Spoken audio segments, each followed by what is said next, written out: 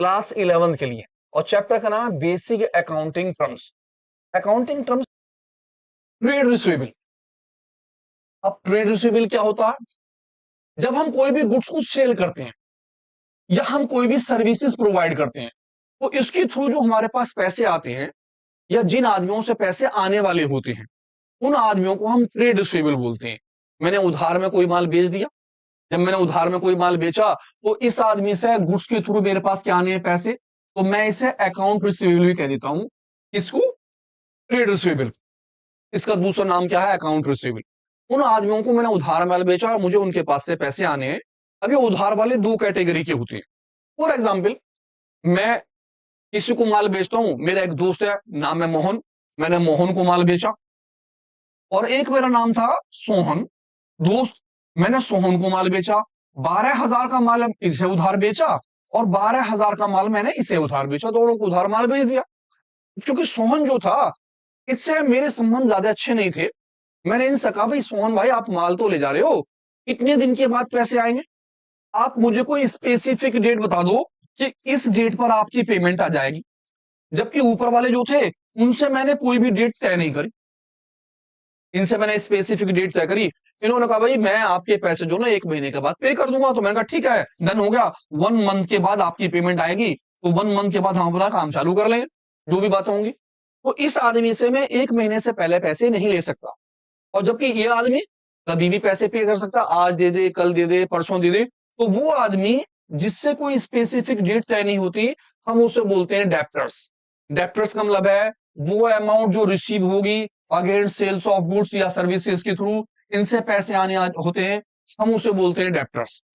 ये आदमी जिससे एक स्पेसिफिक डेट तय हो गई, स्पेसिफिक डेट तय हो गई, हमने इसे माल बेचा था, हम इसे बोलते हैं बिल रिसीवेबल। बिल रिसीवेबल वो आदमी होते हैं जो हमसे बिल रिसीव करते हैं अगेंस्ट एक स्पेसिफिक डेट पर। हम उन्हें माल तो बेचते हैं, लेकिन पैसा उनसे एक स्पेसिफिक डेट पे ले लेते हैं, हम उसे बोलते हैं बिल रिसीवेबल। असल में हमारे पास एक चैप्टर था बिल ऑफ एक्सचेंज, जो 11th क्लास के सिलेबस से हट गया है। बिल ऑफ एक्सचेंज में क्या बताता है? बिल ऑफ एक्सचेंज में क्या होता है कि जब हम किसी को भी कोई माल बेचते हैं तो उसकी टर्म्स एंड कंडीशन होती हैं। मैं 1 महीने के बाद, 2 महीने के बाद या 3 महीने के बाद उससे पैसे लेता हूं, और उसमें 3 दिन उसे ग्रेस की और देता हूं।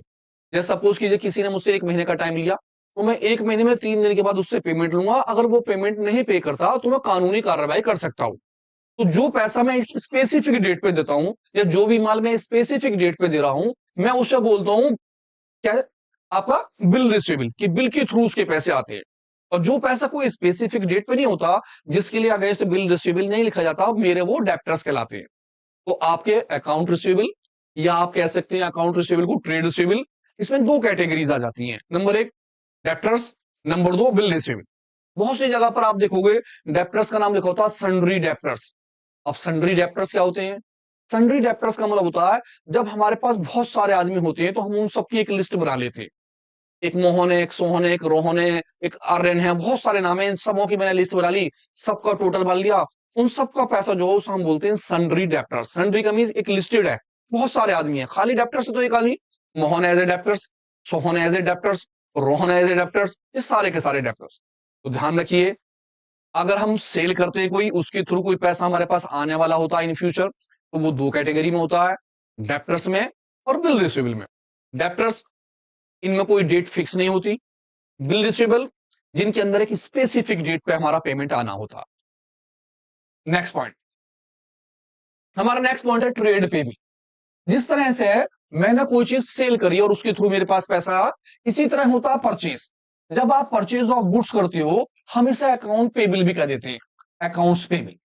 जब आप कोई भी चीज परचेज करते हो या आप कोई सर्विसेज लेते हो, तो आपको एक स्पेसिफिक डेट पर पैसा पे करने होते हैं, या आप उनसे पैसे डेट नहीं तय करते। फॉर एग्जाम्पल, मुझे वैष्णो देवी जाना था घूमने के लिए, या मुझे जो है तुंगनाथ मंदिर जाना था घूमने के लिए, या फिर मैं जो जाना चाहता था, कहां पर जाना चाहता था, केदारनाथ। तो मैंने एक टैक्सी हायर करी, उस टैक्सी वाले से कहा, भाई ये लो 50,000 रुपए और हमारे साथ चलो तुम। तो उसने कहा, जी पैसे बाद में आ जाएंगे, पैसे बाद में ले लेंगे। ठीक है, तो पैसे बाद में दे देंगे, मगर पैसे कब लोगे ये बता दो। उसने कहा, जी टैक्सी तो आप हायर कर लो, मैं आपसे पैसे जो ना नेक्स्ट मंथ, अगले महीने की 1 तारीख को ले लूंगा, जब मुझे जरूरत होगी। तो मैंने इससे 1 महीने के लिए तय कर लिया।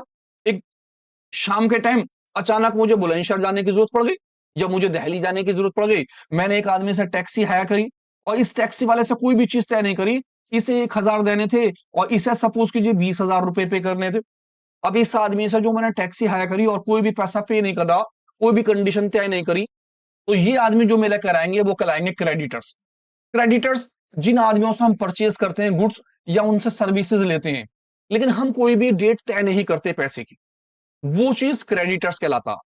क्रेडिटर्स हमने पीछे पढ़ा, वो आदमी जिनसे हम परचेज करते हैं वो क्रेडिटर्स होते हैं। अब जिस आदमी से मैंने एक स्पेसिफिक डेट पर, 1 मंथ 2 मंथ 3 महीने बाद पर, एक स्पेसिफिक किस चीज पर, डेट पर ये पैसा तय कर लिया कि मैं आपकी पेमेंट कब करूंगा, मैं उसे क्या बोलता हूं, बिल पेबल। यानी कि अगर आप कोई भी चीज परचेज करते हो, आपने कोई चीज उधार में परचेज करी, जब आप उधार में कोई चीज परचेज करते हो तो उसे बोलते हैं ट्रेड पेबल। ट्रेड पेबल में दो नाम आ जाते हैं जिसे हम अकाउंट पेबल भी बोलते हैं, क्रेडिटर्स और बिल पेबल। क्रेडिटर्स कोई भी कंडीशन तय नहीं है, उधार माल परचेज करा है। बिल पेबल कंडीशन तय है, कितने महीने के बाद पेमेंट होगी, जितने महीने के बाद पेमेंट होगी माल परचेज करा है, उसे हम बोलते हैं ट्रेड पेबल।